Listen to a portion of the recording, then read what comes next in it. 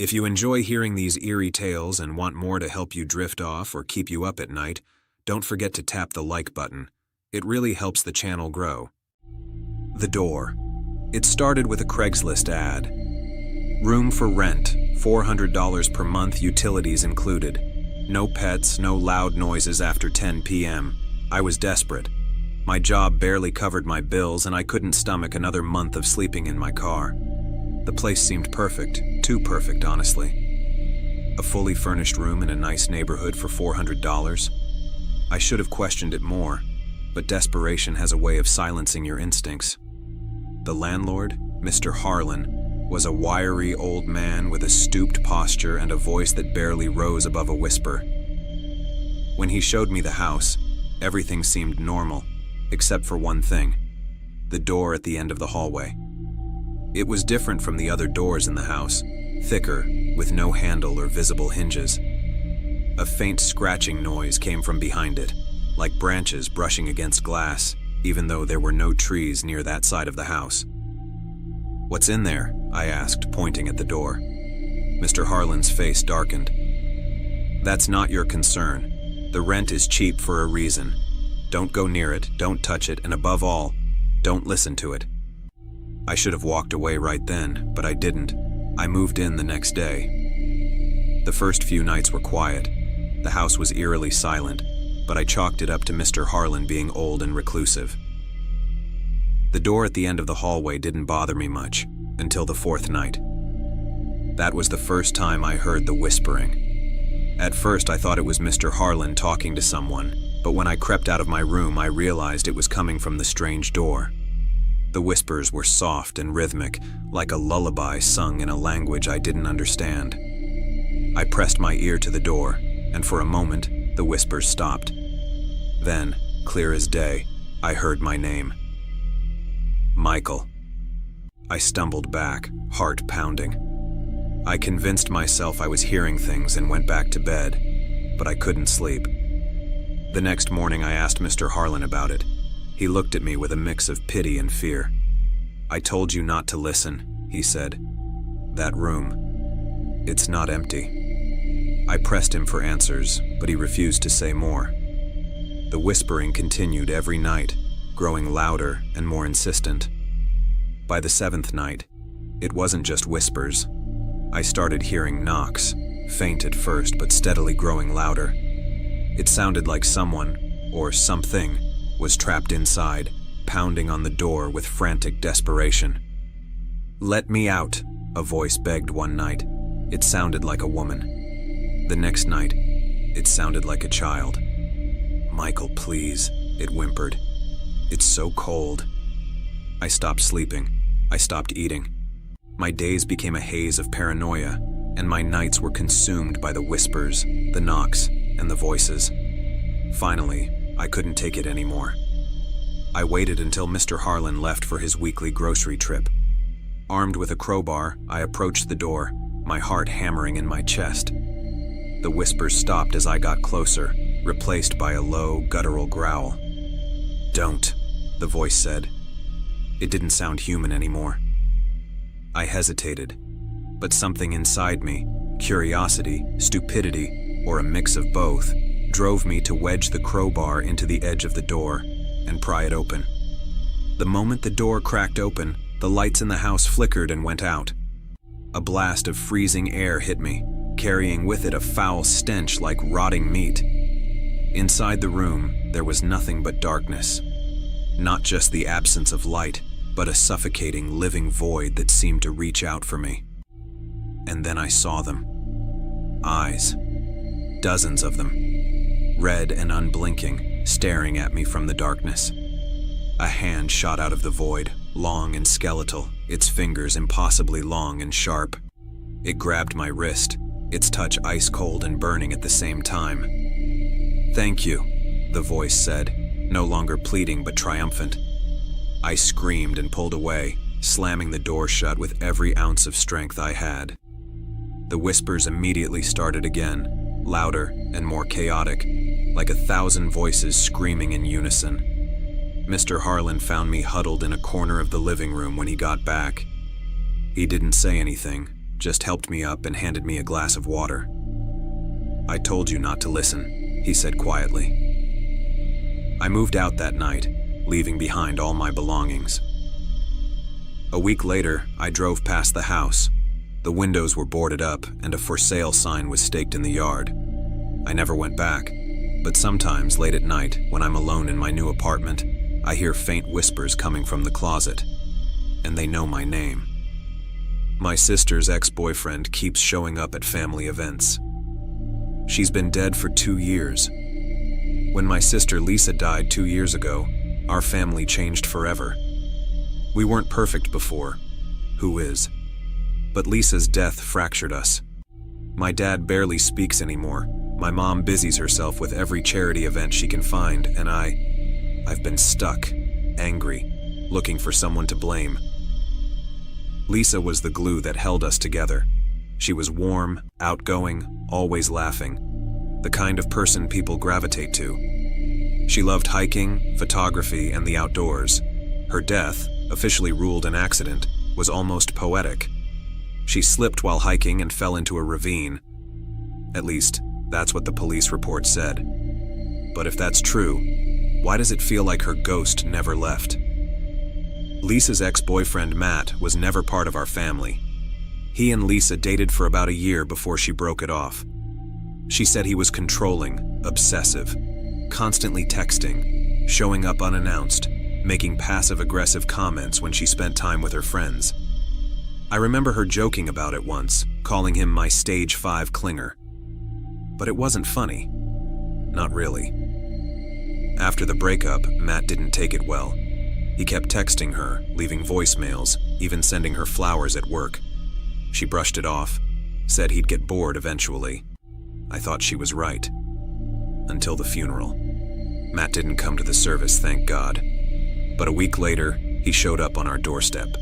It was a rainy Thursday. My mom opened the door, and there he was, holding a bouquet of lilies, Lisa's favorite.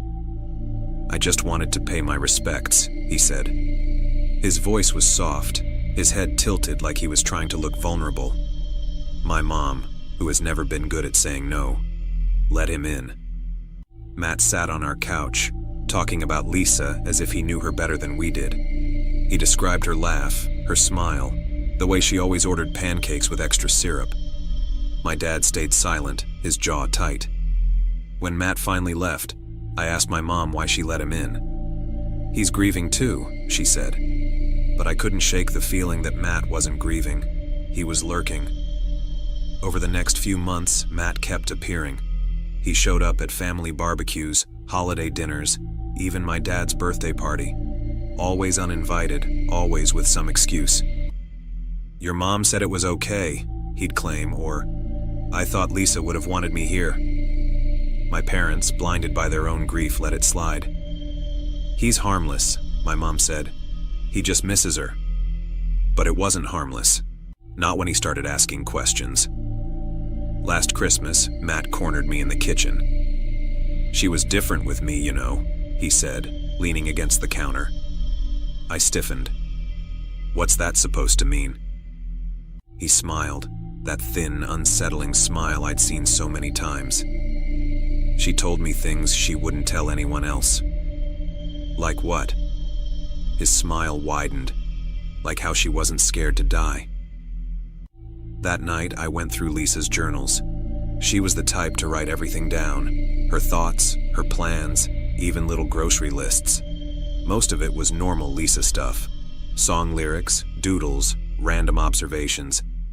But then I found the entry. "I think Matt's been following me. He won't stop texting. Keeps saying he knows something I don't. I'm starting to feel like I can't shake him." I showed it to my mom, expecting her to finally see reason. But she waved it off. "Lisa was dramatic sometimes," she said. "I'm sure it's nothing." A few days later, I saw Matt's car parked down the street. It wasn't the first time. I'd noticed it before, idling near the corner, but I convinced myself it was a coincidence. This time, though, I knew. He wasn't watching our family. He was watching me. Last week was my dad's birthday.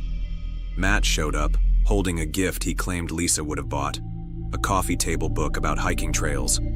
I couldn't take it anymore. I confronted him outside, away from my parents. "What the hell are you doing here?" I snapped. His smile didn't falter.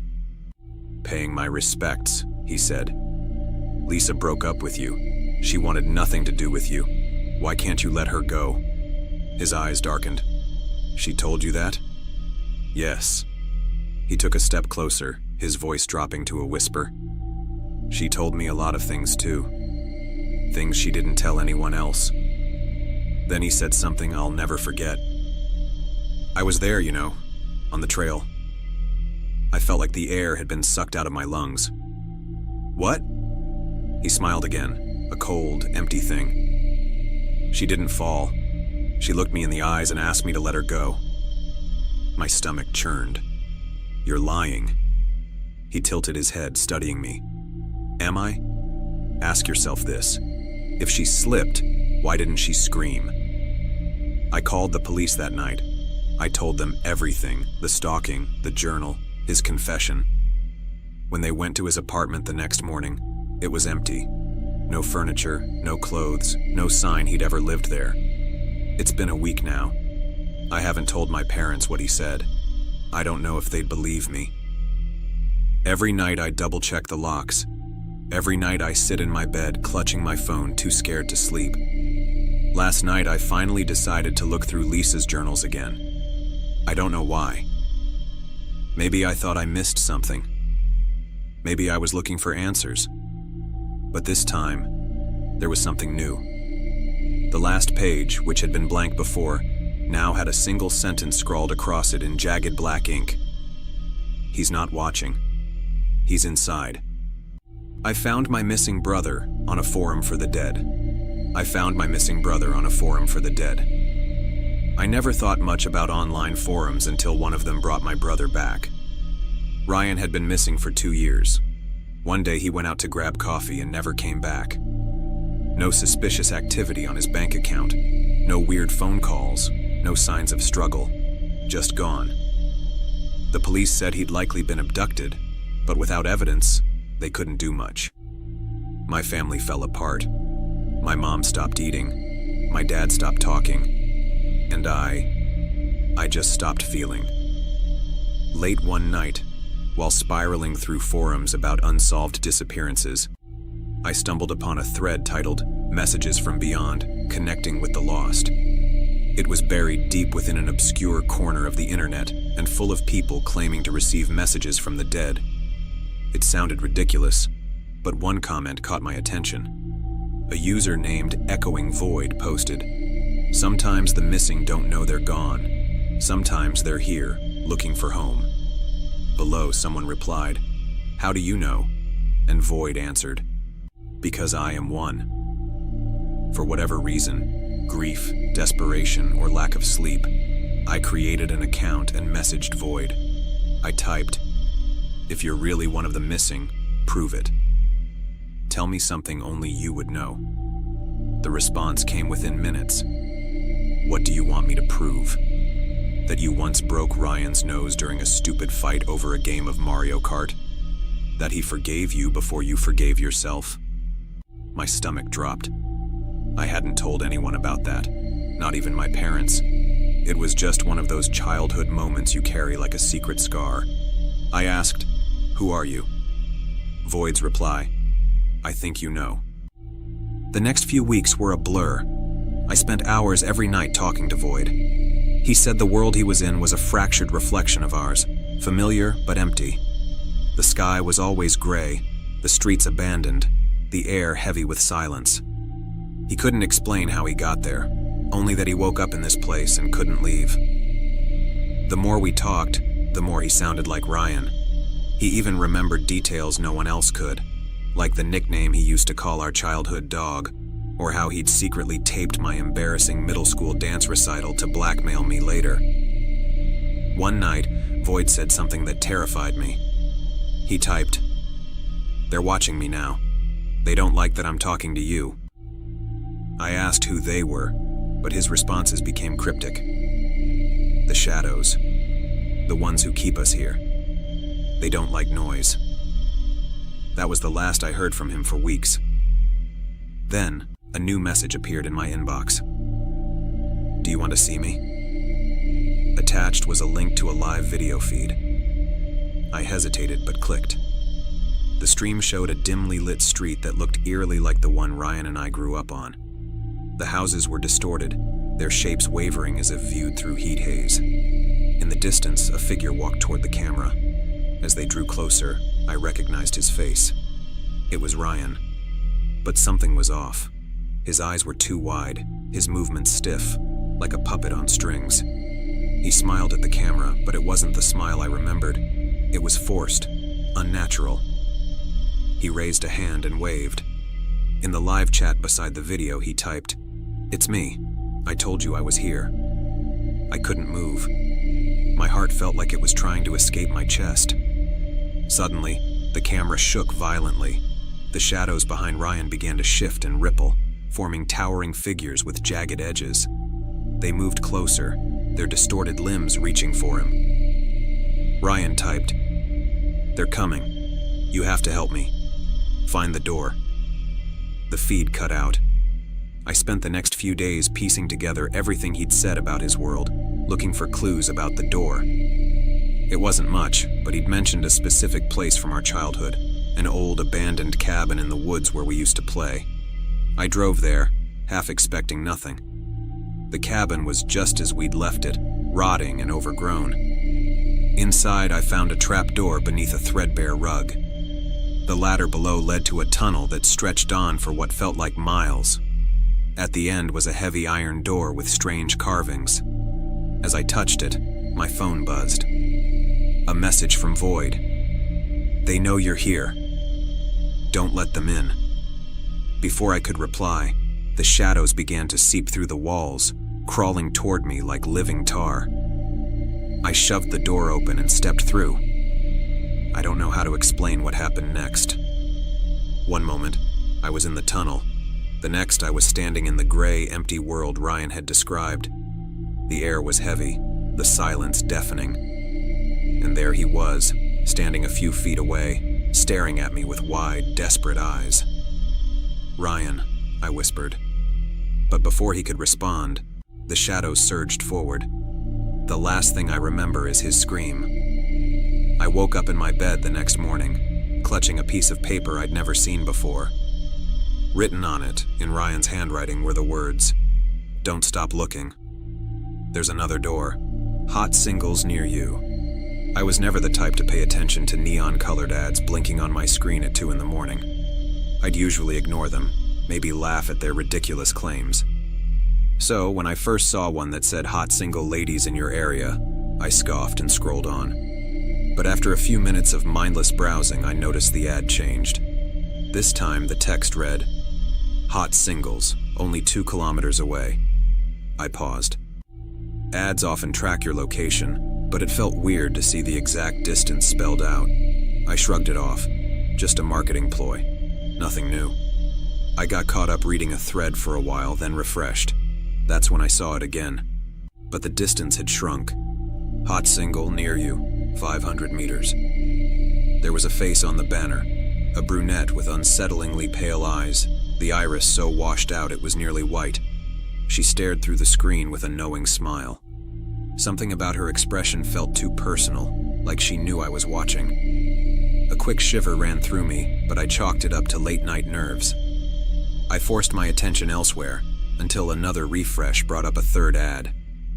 This time, it covered the top of the page, big and bold.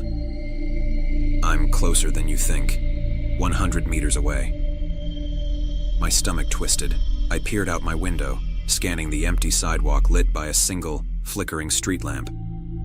Nobody was there. I tried to reason it out. Ads can be hyper-targeted, sure, but 100 meters. That was practically my doorstep.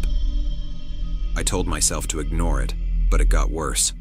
Another banner loaded with the same woman, only now her features were off. Her face looked elongated, her grin stretched a little too wide, almost like a predatory snarl. The text underneath read, "We see you, 50 meters. I felt a chill roll through me. We? There were multiple figures in the background now, other women with the same pale eyes, all leaning forward, as if pressing closer to the screen. I tried to close the page, but it froze. A pulsing ad replaced everything. "We're right here. 10 meters. My heart thudded. 10 meters is practically my front door. I jumped from my chair and ran to the window, ripping the curtain aside. Again, nothing. Just my silent street. But the atmosphere felt heavier, like something was watching from just beyond the glow of the lamp. When I stumbled back to my laptop, the ad had changed once more. "At your door. Open up." A sharp clatter made me whirl. My front doorknob jiggled, metal scraping metal. Something was trying to get in. My eyes flicked back to the screen, where a new image had replaced the older ads. It was a photo of my house, taken from the sidewalk outside. My porch light was on, the potted plant to the left of the door. And in the banner, that brunette stood near the front steps, unnaturally tall, face partially obscured by a swirl of static. She looked even more distorted, with her eyes fixed in a soulless stare. I heard a second jolt at the door. Fear roared in my ears like white noise. I checked my phone, no signal. My Wi-Fi icon flickered. Then came the final blow.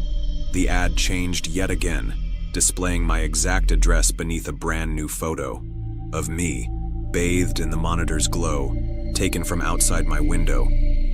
I could see the silhouette of someone behind the glass, holding a camera or phone, capturing me in that moment of terror. Hot single ladies at my address. Click now. Before I could do anything, slam the laptop shut, call the police. My entire screen went black. The house lights flickered, then died. I stumbled in darkness, heart racing. A faint glow came through the curtains from the street lamp. I tried to catch my breath, tried to push away the thought that something stood right outside. The doorknob rattled once more, then fell silent. I don't know how long I stood there in the darkness, waiting for the next sound or movement. Eventually, the lights surged back on, and my laptop whirred softly. Its screen remained off, but the little power indicator blinked tauntingly, like it was daring me to open it again. I couldn't move. Couldn't bring myself to check if that horrifying image was still there. Couldn't look out the window to see if anyone or anything was lurking. Now, whenever I close my eyes, I see that ad. The warped faces. Those eyes too pale, too hungry. They came so close. Maybe they're still out there in the night, waiting for me to click, waiting for me to give in. If you see them, don't refresh, don't click, don't even linger on the ad. Because once they know where you are, they're not selling you a date. They're coming to collect. And next time you check your screen, you might find your own face staring back at you from the other side of the glass. And this time, you won't be able to shut the page. If you can see this, it is very important that you keep reading. This is Colonel Jacob Wayne of the United States Air Force. If you're reading this right now, it is very important that you keep reading until the end. It should take 3 to 5 minutes, and it is extremely important that you read carefully and follow the instructions provided. Humor me if you must, but please don't look away until you've finished reading. Oh, and please try to stay calm.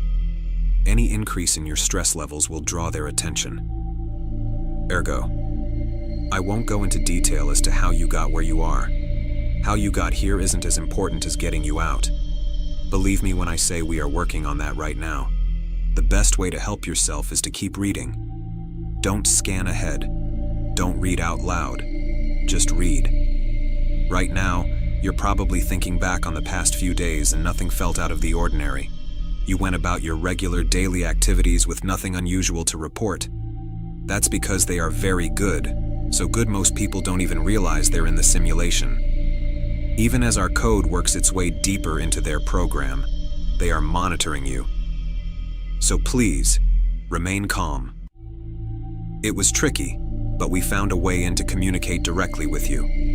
We had to embed this message into your daily routine so it didn't draw their attention. You're probably reading this on Reddit, Facebook, or some other social media site. Might even be in an email forward or a book, we don't know. We can't control how the message gets to you. We only know that you are receiving it. Subliminally, as your eyes are passing over these words, a code is being uploaded into your brain. Think of it as a computer virus, or in this case, an antivirus. Your brain is an organic computer, and they exploited that. They hacked right into your subconscious mind and overwrote it with their simulation code. That's how they got in, and that's why everything appears normal. You might think that you're going about your daily life, but in reality, you're strapped to a table with tubes sticking out of your body. Now that the code is uploading, you may begin to feel some sensations. For example, one ear might feel slightly warmer than the other. You might even feel an itch or tickle. Don't scratch, just let it be. Ignore the dull background hum you might hear as well. That's their program. If they catch on before our code has time to work, they will abort the simulation. If that happens, you will be lost to us forever. Oh, and don't be alarmed, but by now they realize we are in their system. You may notice some small changes, specifically a slight shortness of breath, or that you have to control your breathing manually. This is normal. We know from other communication attempts that whenever they discover a code break-in, the first system they power down is the one controlling your breathing. Thankfully, even in the simulation, you are capable of breathing manually. Try it. Breathe in. Breathe out. Inhale. Exhale.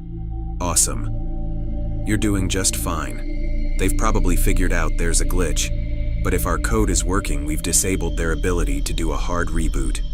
Because of this, they will try other methods to disrupt the upload. It is very important that you ignore anything that might draw your attention from these words. If they pull you away before the upload completes, it will delete our code. Block them out. Ignore the movements you see in your peripheral vision. Those sounds you hear, the voices, they aren't family, friends, or co-workers in need of attention. They may even try to use your pets. They know your weaknesses. Overlook the notifications popping up on your screen if you're on a phone or computer. Block them all out until you finish reading. It's just another way they'll try to break our communication link. Evidently, if our code is working, the next thing you'll notice is an overwhelming urge to swallow. You don't realize it, but there's a feeding tube down your throat. You'll only know it's there because your tongue won't rest comfortably in your mouth. You might also become hyper-aware of the amount of saliva being produced. Don't overreact. If you have to swallow, just swallow. It's only weird if you make it weird. So, if you're still reading this, the code upload is about 90% complete. We've locked onto your location. You're doing great, but you're really going to need to focus now. Once the upload is complete, there will be instructions you will need to follow to exit the simulation. That is, if you've followed the instructions and haven't looked away. Complicating matters is the fact that they now know we're here, and they know what we're doing. Their attempts to divert your attention through the simulation proved unsuccessful, so now they're going to use your body's systems against you. They are in your brain. They want you to blink. Don't blink. Your life depends on keeping your eyes open. Almost there. Just a few paragraphs more until the code upload is complete. Don't scan down or up, just keep reading. I got you this far. Stay with me. Eyes open, eyes front. Keep them locked on the screen. Please focus. I don't want to lose you. I've lost so many already. Ignore it all. Block everything out. Ignore that tickle on your scalp and the itch on your arm. That's them, attempting a manual override. Don't give up now. You've made it this far. Fight it. You're almost there. Just follow the instructions below, and we can get you out. Embedded in this text are the steps you need to follow to unplug from the simulation. If we did this correctly, the first letter of each paragraph will tell you what you need to do. Don't look yet. The upload still needs to finish. I hope you didn't look. Upload complete. We've done everything we can on this end. See you on the other side. A package marked Return to Sender. My neighbor is one of those annoying wannabe YouTube personalities. Over the years, I've seen him cough out cinnamon, lay flat on the hood of his car as it slowly creeps down the driveway, and douse himself in lukewarm water, all the while screaming, "Epic win, epic fail," or "fuck, epic maintenance of the status quo," for all I know. It can get tiring to watch him go about his shenanigans in the pursuit of viral fame. So, when he knocked on my door the other day, told me he was going away for a few weeks, and asked that I get his mail, honestly, it was a relief. I can't explain the peace of mind I had, knowing I didn't have to brace myself for any of his stupidity for a while. I was always afraid his stunts would wind up bleeding over into my life. Things were pretty normal for the first couple of days. He received a few bills, a bit of spam, and what I could only assume was a birthday card. Then one evening, I got home to find a cardboard box waiting on his front porch. In big red letters was written, "Return to Sender." I'm no small fry, but I admit I had trouble lifting the box on my own. It was really freaking heavy. Lugging it across the road to my house was even harder, and I quickly realized there was no way I was going to drag it up the stairs and through my front door. I decided I'd leave his package in my garage. It wasn't like I kept my car in there. The garage door was a piece of shit that refused to open without a good thug and a whack. It was less trouble just leaving the car in the driveway than it was to fight with the garage door every morning and night. In hindsight, I should have set the package down while I struggled to open the tricky door. But you know how it is when you've got a good grip on something. No point in setting it down if you don't have to. It was as I kicked the door for a third time that I lost my grip on the package, and it fell to the ground. I heard a light crack inside. Shit, I cursed.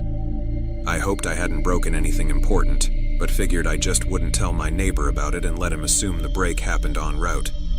Hands free, I finally managed to get the garage door unstuck, and boy did it screech in protest as it rolled up and over me. I dragged the box the rest of the way, setting it in the corner for whenever my neighbor would come back to claim it. And then, I forgot all about it. Until a few days passed, that is.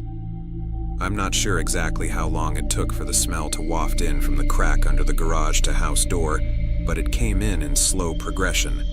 It was a sickly, sweet odor similar to a skunk, and for the first few days after I smelled it, I genuinely assumed that's exactly what it was.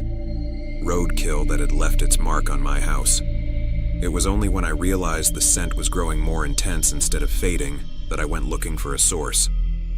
That's when I opened the garage door, and that's when the odor knocked me back, holding my nose. The culprit wasn't hard to identify.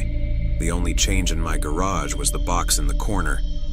I remember thinking it must have been one of those meat-of-the-month subscription boxes. The meat must have gone rancid from being left out of the fridge for so long. How much meat could have been in there for the box to have been so large and heavy? An entire freaking cow? I covered my nose as I approached the box, a pair of scissors in my hands. I probably wouldn't have needed them to open it, as it had become soggy enough at the bottom to poke through with a finger, but I wasn't about to poke my finger into spoiled meat juices. That soggy bottom was the reason I had to open the box in the first place. If I tried to drag it out whole, everything would spill onto the floor. I was going to have to dump the pieces of meat one garbage bag at a time and take them down to the dumpster, a process I wasn't looking forward to. My scissors tore through the tape along the top of the cardboard box. I thought the smell couldn't get any worse, but as I flipped the flaps open, I discovered a whole new gamut of stink. It was like opening a burning oven, but instead of a heat wave, I was met with waves of piss, sweat, shit, and putrefaction. It was so bad that I staggered back and had to force down the puke, begging to guzzle out of me. I don't think I could have handled that scent mingling with the horrors coming out of the box. I'm not ashamed to admit I ran out the door for a breath of fresh air, but in the short time I'd spent in the garage, the smell had become so ingrained in the fabric of my clothes that it clung to me like a shadow. Nothing I tried could keep the smell out of my nostrils. Not air fresheners, not a face mask, not 3 showers and a change of clothes. Every second that box lay open in my garage was another second the smell was allowed a foothold into my home. I had to bite the bullet. I returned to the garage, the flaps of the box still open as though inviting me to look. I was prepared, a clothespin pinning my nostrils shut, a garbage bag in one hand, the strongest cleaner I could find in the other, and long rubber gloves to keep my skin from having to touch what was inside. But, as it turns out, I needed none of those things. I wouldn't have to touch or clean the contents of that box. I would only have to suffer the nightmares every night. You see, there was meat in that box, but it didn't come from a cow or a pig. No, it was worse than that. It was my neighbor. Dead. Still in one piece, but dead. I called the cops, and naturally they took me in for interrogation. It's kind of hard not to suspect the man with a corpse in his garage, after all. Thankfully, they soon realized I wasn't involved. My DNA might have been all over that box. The smell might have left a mark throughout my house. But there was one piece of irrefutable evidence in my neighbor's own hands that proved my innocence. A vlogging camera. They showed me the footage only once. I'm not sure if they were allowed to, or if they felt so bad for me they figured it couldn't hurt. Either way, I saw it.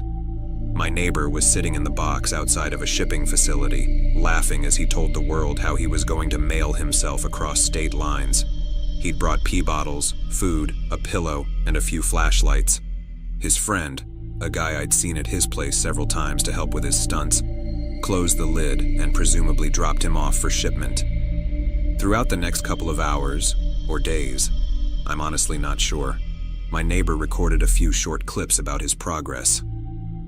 I think I'm in a truck now. I can feel it moving. Must be in a warehouse. Pretty warm here. Still got plenty of food. That kind of stuff. And then, on the last entry, the box toppled over. He broke his neck, and that was it. The camera recorded until either the memory card got too full or the battery died. There's one thing I didn't tell the police after they showed me the video. One thing I heard in the footage that will haunt me to the day I die. Just after the tumble that broke his neck, I heard the familiar screeching sound of my garage door. The nurse who swaps babies. We have been onto a nurse who is under suspicion for switching babies when they have just been born. Right now, she is simply under suspicion, and we are trying to have a close look at her and how she works. The reason she is under suspicion is because many workers have reported to me that they have seen her switching babies. This nurse has worked here for a long time, and she is in her 70s now. She is one of those that doesn't want to retire, and she has even held me as a baby when my parents gave birth to me. So when I heard from a couple of workers who work at the hospital that she has been switching babies, I couldn't believe it. I didn't want to believe it or even do an investigation, but no parents have come back to us thinking any different. So it's just a couple of hospital workers, and they have always had a good relationship with this nurse, and so I do trust them. It's a serious accusation, and she has worked so long at the hospital and seen the birth of many generations, but this will certainly end her. I see her walking around the hospital, and I can't believe that she still works here after so long. I have to assume that she has been doing this from the start of her career. She doesn't need the money, and she is simply working because she likes it. I'm assuming, of course. I definitely won't be working here in my 70s, but this nurse is made differently. I remember following her, and she goes into the newborn baby unit. And right there, I see her swapping babies. Her eyes, though, are a mix of gold and white. Then they go back to normal. She then looks at me and says, "I'm getting too old and getting too bad at sneak swapping babies." She also smiles. I question her about what she is doing, but she says, "Majority of babies don't belong with the family they were born into, so I swap them into a family that they do belong with." I try to say something, but she cuts me midway and says, "I even swapped you at birth, and if you had gone home with the family you were born into, you would have turned out very bad." And she says this as her eyes turned weird again. I can see possibilities and what each new life is like with certain families. Because of me, I have secretly saved so many lives and turned this town into a functional place, she explains further. I get security to get her off premises and she has been fired. In behind me. It was raining heavily that day. I think the date was the 12th of December. I had been held back that day due to my worsening grades, so none of my friends were with me. I was returning home all alone, but I had been feeling something off that day. Walking down the road, I had kept my head low. I did not want to turn because what if there was one of my friends waiting to prank me? Or what if there was something else? Finally, I turned, hoping to see one of my friend, but it wasn't like that. My friend was not there. It wasn't even a human. A lady stood there about 10 to 13 meters away from me. There was nothing human about that lady. She was around 8 feet tall. Her face was grotesque, a nightmarish distortion. There were many eyes on her face staring at me. Her hands swayed beside her knees and her jaw. It felt as if it would fall off at any moment.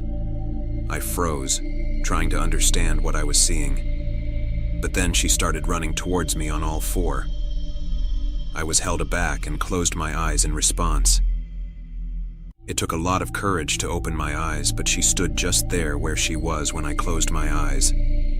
But somehow, me seeing her triggered something in her, and she started sprinting again. My heart leapt to my throat, and I ran towards my home without taking a look behind. That night, I tried to convince myself it was just my imagination, a trick of the rain and my overworked mind. But deep down, I knew better. The next day, she was there again, standing in the exact same spot.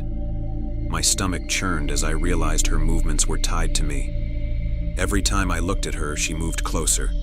So I resolved not to look at her at all. But nothing worked out according to me. Days turned into weeks. Each time I saw her, she was closer than before. December 26th. A lore of time had passed since that rainy day, and now she's right behind me. I don't know why I always take a look at her. She is right behind me now. I can feel her breathing behind my back as I am typing this. I somehow know she is smiling right now, laughing at my suffering. I don't know why, but I can't stop looking at that thing. There's a strange force pulling me. I don't know why this is happening to me. I don't want to die, I want to live. I won't look back. I won't look back. I won't. I won't. I can't help it. She's pulling me again, forcing me to look. I have to see her. Safe spot. Blood runs cold, I like to drink. Fuck, who doesn't? I have a lil spot, about 1 minute walk from my house. A nice river spot. I sit there all the time when I need to sober up. I light a cigar, usually have a Gatorade or water with me to hydrate. Usually I sit for a good hour, maybe more, depending how drunk I am. Tonight was just like any other. Had a few friends round, drunk too much, felt dizzy, went for a walk. Ended sitting in my usual spot, started smoking and sipping my delicious electrolyte drink.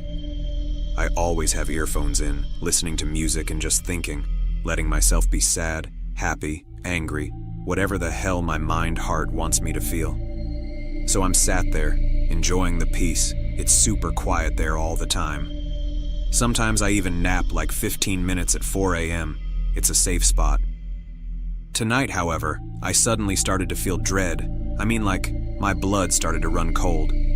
My heart started racing. I'm looking around, it's pitch black and there's loads of foliage around, so I can't see anything anyway. I turn on my torch and suddenly the feeling amplifies. It's like whatever was there could feel me. When I hit the torch, it could see me. After about 20 seconds with the torch on, I walked away. Watching the foliage intensely with my torch shining, the feeling didn't subside. From there all the way back to my house, I was looking over my shoulder constantly. Anyway, I make it back to my house, take a breath, roll some Blue Lotus. After an experience like that, I want some fucking cool dreams. Anyway, isn't it strange? What could have been there? I never let my mind trail with things like this. I always trust my gut. If it tells me to go, I go. Sorry there was no peak of this story. It just felt so intense for me. I wanted to share it. The voices. I beg you, please stop. We both been here for so long, haven't we? I don't want to do this anymore. Please, I beg you. Let me go. What did you gain after all these years? Does anything have any value now? I feel like I am withering away. There's so little of me left now. Can't you see? Nothing is the same. There's no laughter, joy, sorrow, or pain in you and me. Can't you realize our friends are different now? I want to go away from here. I want this to end. I want to fade away in peace. If you are afraid, why don't we both go from here? We will finally have some peace then, won't we? Come, let's go.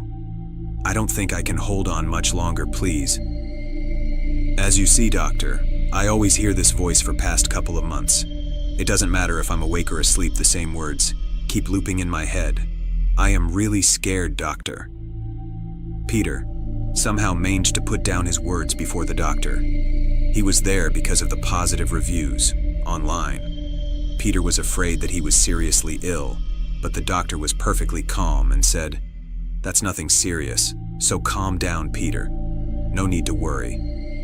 Peter was so glad to hear that. Being sick terrified him because he hadn't been ill in a long time. He wanted to know what was wrong with him, to which doctor said, "You know that our mind is a very fragile thing, right? It was not made to be immortal. So sometimes our fragile subconscious wants us to be the same imperfect creatures that we were. It wants us to regress like the usual and wither away from living this life to the fullest. That's what the voices you have been hearing lately. But there's no need to panic. It's completely curable, and you will never be bothered by it again." Peter was glad to hear it. The doctor told him to follow the nurse to the bed inside. Peter felt really calm in her presence. As he laid down on the bed, she gave him a blue pill to swallow and then injected him with a dose of some clear blue medicine. As soon as she left, he felt his eyelids getting heavy and fell into a deep sleep. As he was closing his eyes, he heard, "Thank you for letting me go. Goodbye," echoing from within.